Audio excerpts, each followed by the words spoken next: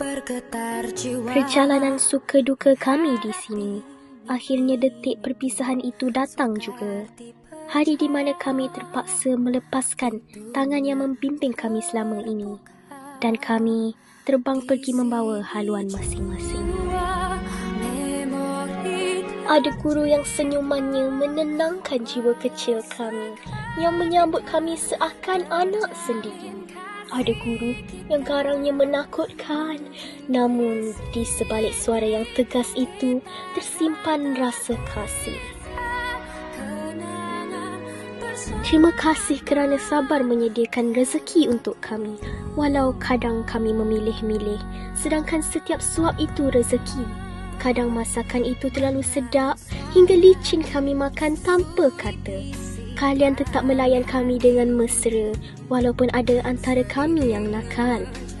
Mereka bukan sekadar staf sekolah. Mereka adalah keluarga kecil yang menyambut kami, yang menyediakan buku bila kami terlupa, yang memastikan kami dapat belajar dengan sempurna, yang membantu kami dan ibu bapa dengan sabar yang tak pernah berkurang, yang senyum walaupun letih, yang tetap melayan biarpun kami 1000 karena. Kadang-kadang guru menyedari apabila melihat seseorang duduk diam, menahan rasa tak disayangi.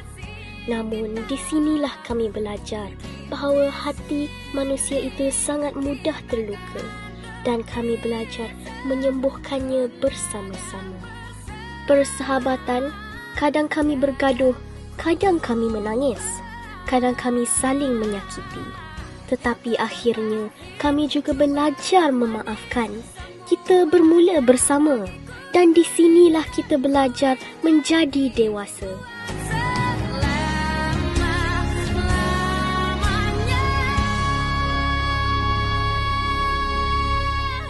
Kami sayang sekolah kami. Kami sayang guru-guru kami. Kami sayang semua.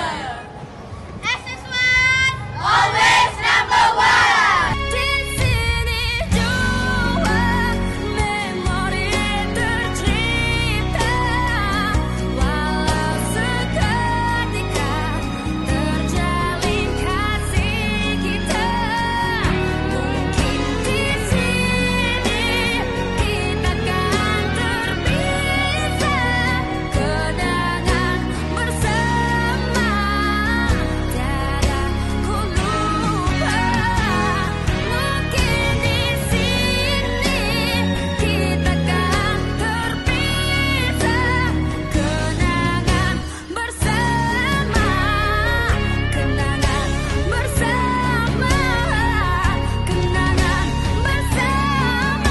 Hari ini bukan pengakhiran.